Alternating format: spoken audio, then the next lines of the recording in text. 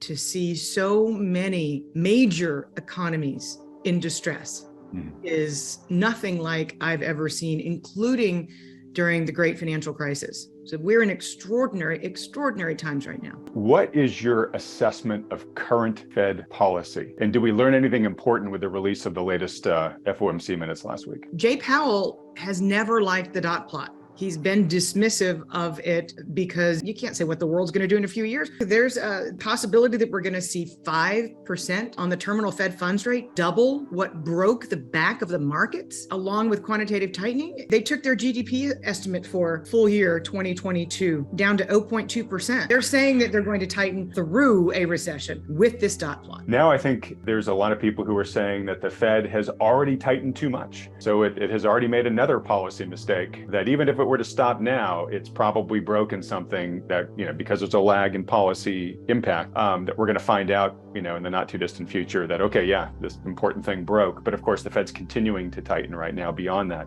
Do you agree with all that assessment, or do you have a different view? The Fed's breaking developed economies. That takes me to whether or not he is trying to break the Fed put. We're in a global recession. The question is there going to be a global financial crisis? That's the risk at this point. There's no question of recession. I mean, there are a few people left on the sell side who are holding on for dear life. Will there be something that is systemic and global in nature? We're going to have a situation like we had in 2008, where we have both some sort of systemic crisis plus a bad recession collide at the same time. We have this thing at the Federal Reserve called the discount window. The Fed itself discourages use of the discount window. It prefers bailouts. The market's hopes, which are currently being dashed in the short term, are really pinned on, I think the bullish argument here, the only bullish argument I can find in the markets right now, except maybe things have gotten so oversold in the short term, maybe there'll be a short-term bounce. The main bullish case just seems to be, hey, look, at some point the Fed's going to pivot. We'll see prices start to go up again. This negative wealth effect and the likelihood of the recession that we're going into here, is this going to be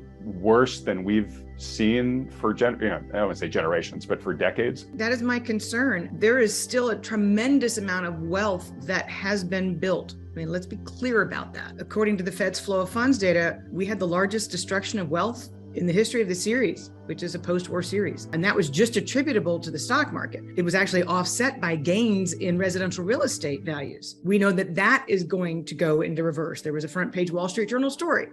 Luxury homes are declining at the fastest pace in 10 years. The top 10% of Americans, they amount to 4% of global GDP. The US consumer is 17% of global GDP. 17% of global consumption is the US consumer. 23.4% of US consumption is that top decile. 40% of housing, 50% of education, the top decile.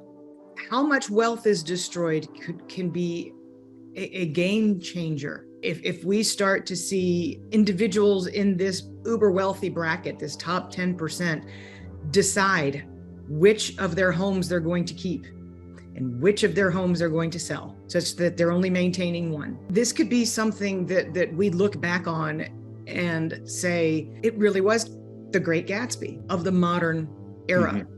And the wealth was so in your face as to be something that when we finally saw its reversal was quite dramatic. And right now the wealth is as ostentatious as it's ever been. There's this narrative that housing's not going to be a problem for two reasons. One, we don't have all those subprime loans that we had back in 2008. And two, we have this national inventory shortage. And I've heard from many people smarter than I that narrative on the inventory shortage really isn't accurate much at all. And you raised a really good point, which is a big thing that's different this time around is the number of homes that are held as an investment or as a second home. Right, so we've got way more institutional investors in the housing market than we ever did. We have way more second home ownership than we did. One, because the wealthy own multiple properties, but also boomers, as they have been downsizing in housing, they haven't sold their other residence. They've held on to it because it's been performing so well. Housing was up 20% just last year alone.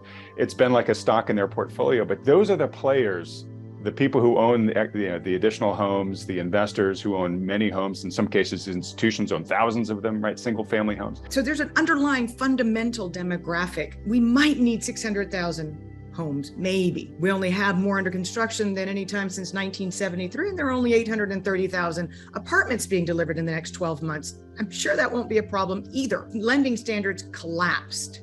Oh, and by the way, DC says, P.S., don't collect the car payments for a long time. Be kind. It's a pandemic.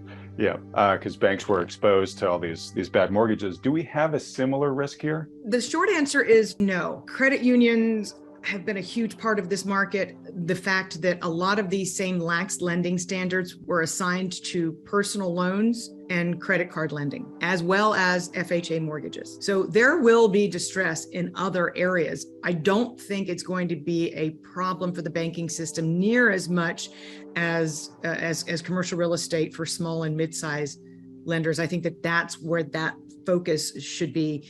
And then, of course, the corporate bond market. All right, look, I want to move on to your view of the markets. We've just talked about a lot of shoes that are highly likely to drop, over the coming months, quarters, year or so. How bad do you think it's likely to get? Like if we contain this to a recession, we're not going to, there's some people that are worried about the big D word, depression, but let's just call it a recession. Do you see it as being materially worse or better or the same versus some of the ones that people have lived through already in our living lifetimes? My greatest concern is that we could have systemic risk bubble up on a societal level. Again, the first word out of my mouth today was globality. I mean, we could have balance sheet recessions. And honestly, I mean, if we have one here in the US, it's highly likely that other countries are going to have it sooner and worse than we. I don't think we'll have a balance sheet recession necessarily, because that really does get down to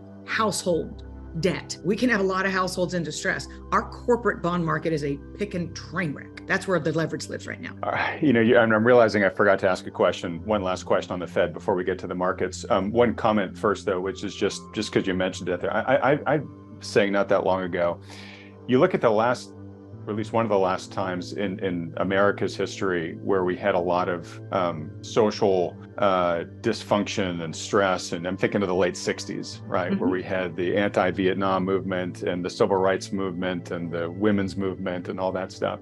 And you look back and there are a lot of leaders that emerged from that, right? There are a lot of folks that you can talk to and point to, and all right, Martin Luther King and Malcolm X and Marcus Garvey and Bobby Kennedy and Gloria Steinem, and I mean, you can just go down the list, right? The question I've just sort of been asking is, where are they this time? We're really not seeing any emerge that are forming a critical mass around them, and especially that have a platform that are. There's a lot of people out there making waves on social media about what they're against, but there's no new platforms emerging yet.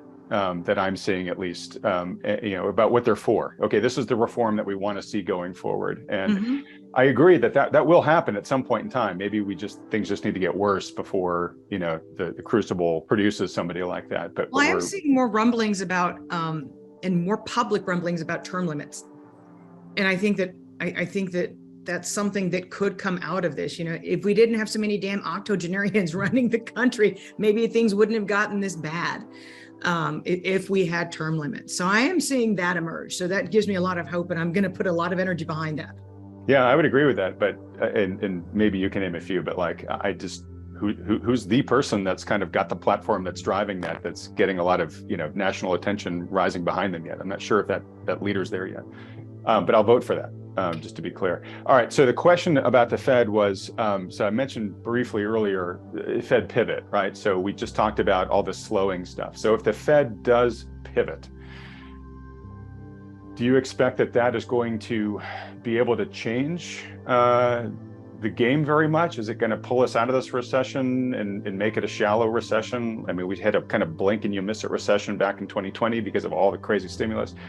Or is it going to be harder for the Fed to dig us out of this one this time? Well, the Fed cannot go at it alone.